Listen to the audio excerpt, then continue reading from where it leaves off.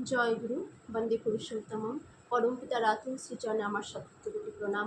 প্রণাম জানাই জগৎজনী শ্রী বড়মা শ্রীচরণে, প্রণাম জানাই পরম পূজ্য পাদ শ্রী বরদা শ্রীচরণে, প্রণাম জানাই পরম পূজ্য পাদ শ্রী আচার্য দেবী শ্রীচরণে।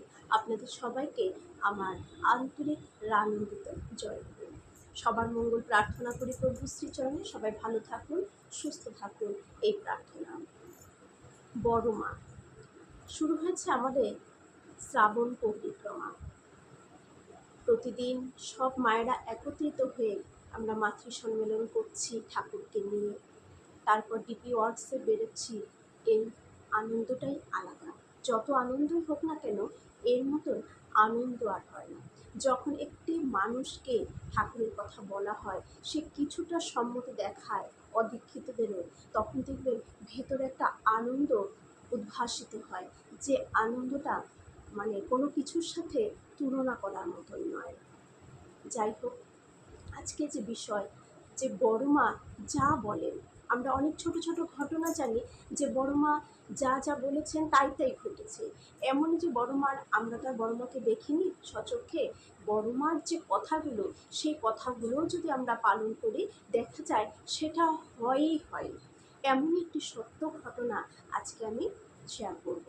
তার আগে যেমন আমরা জানি যে বড়মার কাছে অনেকের সন্তানাদি হতো না, বড়মার কাছে গিয়ে নিবেদন করলেই বলতো হ্যাঁ হয়ে যাবে, যা ঠিক তার সন্তান হয়ে যেত।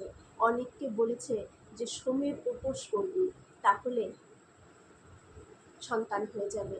প্রত্যেক সপ্তাহে এভাবে সারা জীবন করে যেতে হবে, তার সন্তান হয়ে গেছে। মানে যখন যেটা বলতেন ঠিক তাই কিন্তু ঘটতো। এমনই একটা বাণী আছে, দেখবেন বড়মা যেটা বলেছেন যে নামে অসম্ভব সম্ভব হয়। এই যে বড়মার বলাটা, শ্রী শ্রী বড়মা বলেছেন যে নামে অসম্ভব সম্ভব হয়। এই কথাটার মধ্য দিয়ে কিভাবে ঘটনাটা সত্যি পরিপূর্ণতা পেয়েছে, আসুন সেটাই আজকে শ্রবণ করি। 3 বছর আগের ঘটনাটা আমি আগেও বলেছি, হয়তো অনেকে শুনেছেন, অনেকে শোনেননি। আমার জীবনেরই এটা ঘটনা। আমার যে হাজব্যান্ড, তার পরিস্থিতি খুব খারাপ হয়ে গিয়েছিল। মানে কিটোন বডি বলে একটি অ্যাসিড সারা শরীরে ছড়িয়ে গিয়েছিল। শরীর যাওয়াতে মানে ভীষণ জ্বালা যন্ত্রণা, একদম ছটফটানো ভাব ছিল। তারপর তার সেই অ্যাসিডটা একদম মাথা পর্যন্ত চলে যাওয়ায় তার কোনো সেন্স ছিল না। একটা সপ্তাহ কোনো সেন্স ছিল না। একটা সপ্তাহ আমি সেটা পরে শুনেছি ডাক্তারের কাছ থেকে, যে তখন নাকি কোমায় চলে গিয়েছিল তখন। আর যখন হসপিটালে ভর্তি ছিলেন, তখন ডাক্তার আমাকে 2 দিনের মাথায় এসে বেরিয়ে বললেন যে কোনো ওষুধে কোনো কাজই তার হচ্ছে না। আমরা সব চেষ্টা করছি, কিন্তু কোনো ওষুধে তার কোনো বিন্দু মাত্র কাজ হচ্ছে না। তখন আমি জিজ্ঞেস করলাম কী পরিস্থিতি বলুন। তখন কেউ নেই, আমাকে ডাক্তারের সাথে কথা বলতে হচ্ছে। তো আমি বললাম যে কেন, একটুকু কাজ হয়নি? তখন বলেছে হয়তো আমার মন রক্ষার্থে বলেছে যে হয়েছে ধরুন 25% এতটুকুই, কিন্তু ফুলফিল হচ্ছে না, এখনও বিপদ রয়েছে, বিপদ কিন্তু কাটেনি। যাই হোক, এ কথা শোনার পরে কেমন পরিস্থিতি হয়। তখন আইসিইউতে ভর্তি ছিলেন। ধরুন সোমবারের ঘটনা ছিল, আর আমাকে যেদিন ডাক্তারবাবু এই কথাটা বললেন সেদিন ছিল শুক্রবার এই কথাটা আমাকে বললেন।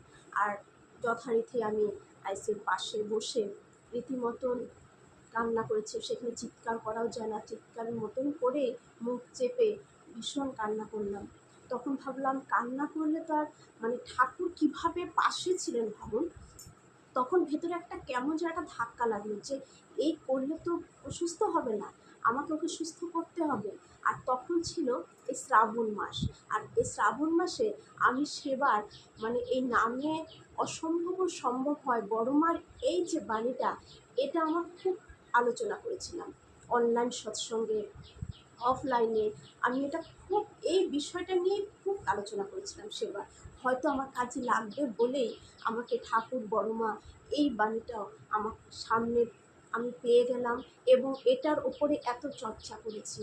হয়তো এই কারণেই। তারপর তখনই আমার ঠাকুরের নাম করতে করতে আমার মাথায় এলো যে বড় মা বলেছে নামে অসম্ভব সম্ভব হয়। বড় মা যখন ঠাকুরের এই কথাটা বলেছে, এটা তো কখনো মিথ্যে হতে পারে না। আমার ঠাকুর তো কখনো মিথ্যে হতে পারে না।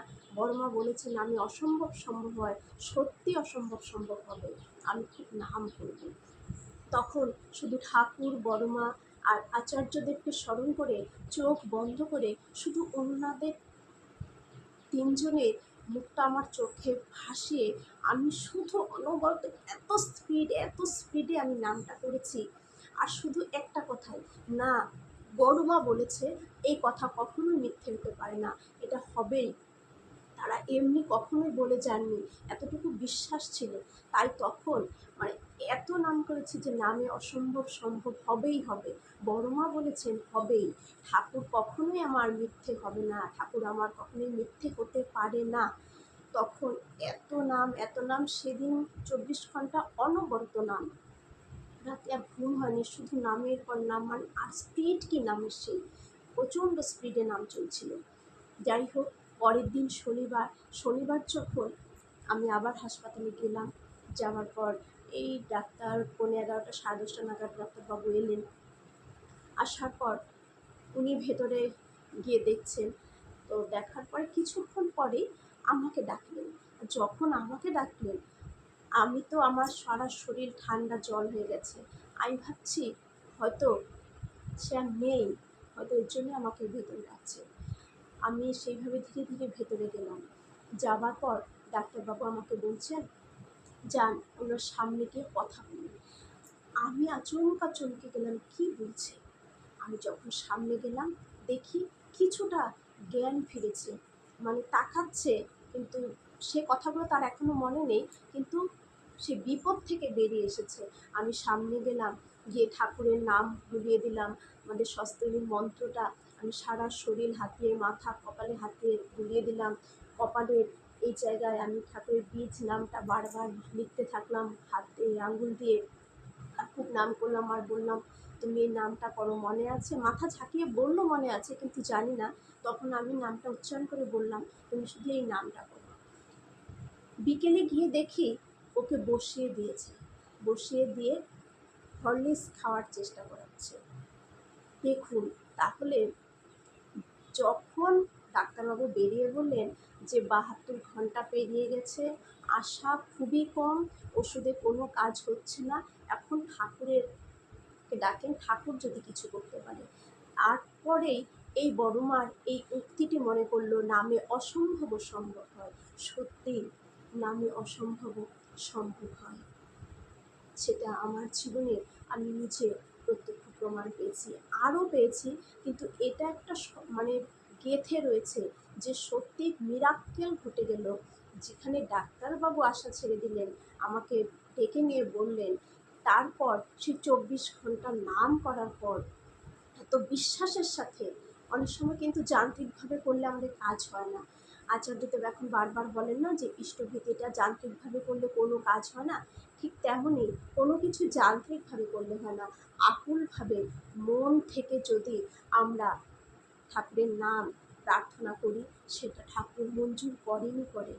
তাই বড়মার এই কথা কিন্তু বিফলে যায়নি, আমার ঠাকুর কিন্তু বিফলে যায়নি, আমার ঠাকুর আছেনই, আমরা বিশ্বাস করি। তাই বিশ্বাসের সাথে করাতে সেই ফলটা কিন্তু আমি হাতে নাতে পেলাম। যেখানে কোনো আশাই ছিল না, সেখানে 24 ঘন্টার মধ্যে সে সুস্থ হয়ে গেল। এই হলো ঠাকুর বড়মার লীলা। খুব নাম করবেন, শ্রাবণ মাস সুন্দর করে সবাই মাতৃসম্মেলনে যাবেন, ডিপি ওয়ার্কস করবেন, আর সবার মঙ্গল প্রার্থনা আমার প্রিয় পরমেশ্বর চরণে জয়।